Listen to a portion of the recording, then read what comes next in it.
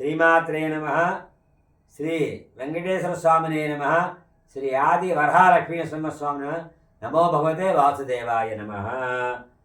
అమ్మా, ఈ నెల అదే జనవరి 30వ తేదీ వైకుంఠ ఏకాదశి విశిష్టత చెప్తున్నాము. ముక్కోటి ఏకాదశి, వైకుంఠ ఏకాదశి అంటే రెండు ఒకటేనమ్మ పదాలు. ఏకాదశి మంగళవారం పడింది ఆ రోజు, వైకుంఠ ఏకాదశి. వైకుంఠ ఏకాదశి విశేషం ఏంటంటే ఆ రోజున ఉత్తర ద్వారం తెరుస్తారు విష్ణాలయాల్లో. అంటే ఇప్పుడు సింహాద్రి అనగా, తిరుపతి అనగా, ఇలాగే రామాలయం అంటే రామాలయం కూడా ఉత్తర ద్వారం ఉంటుంది. విష్ణాలయం ఏదైనా సరే ఉత్తర ద్వారం తెరుస్తారు. ఆ ఉత్తర ద్వారం నుంచి ఓం నమో నారాయణ అని నారాయణ మంత్ర జపాన్ని చేస్తూ మనము వెళ్ళాలి, ఆ దేవుణ్ణి దర్శనం చేసుకోవాలి. అలాగే ఇంత వడపప్పు, ఇంత పానకము, అది స్వామికి చాలా ఇష్టము. అది కూడా మనం వీలైతే చిన్న బ్యాగులో పెట్టుకుని వెళ్ళి నివేదన, లేదు మన ఇంట్లో ఫోటో పెట్టుకుని ఆ నివేదన భగవంతుని ప్రసాదం నైవేద్యం పెట్టచ్చు. ఆ రోజు ఖచ్చితంగా ఉపవాసం ఉండాలి, వైకుంఠ ముక్కోటి ఏకాదశి నాడు.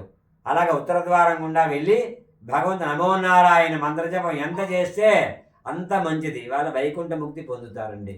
అదే జన్మానికి శివరాత్రి అన్నట్టుగా జన్మానికి ఒక్కసారి వస్తుంది మాట. అంచేత ఈ వైకుంఠ ఏకాదశి చాలా విశేషమైందండి. ఆ వైకుంఠ ద్వారం ఉత్తర ద్వారం గుండా వెళ్ళి ఆ విష్ణుమూర్తిని దర్శించాలి. దర్శించి భక్తి శ్రద్ధలతో మనం ఆ రోజంతా ఉపవాసం చేసి చక్కగా ఆ గోధుమలో ఒక ప్రసాదం తయారు చేసుకుని ఆ ప్రసాదాన్ని మనం స్వీకరించాలి. ఏకాదశి ఉపవాసం చేస్తే అది మాట, అన్నం అది తినకూడదు. అంచేత ఆ విధంగా చేసి ముక్తి మోక్షం పొందండి. మీకు అన్ని శుభాలు జరుగుతాయి.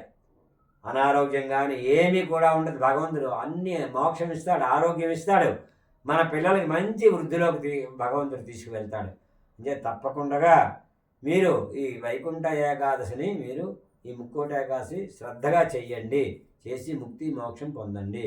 మీ పిల్లలు చక్కగా ఐదారోగ్య ఐశ్వర్యాలతో ఉంటారు. నమో శ్రీనివాసాయ నమః. నమో ఆదివరాలక్ష్మీనరసింహస్వామినే నమః.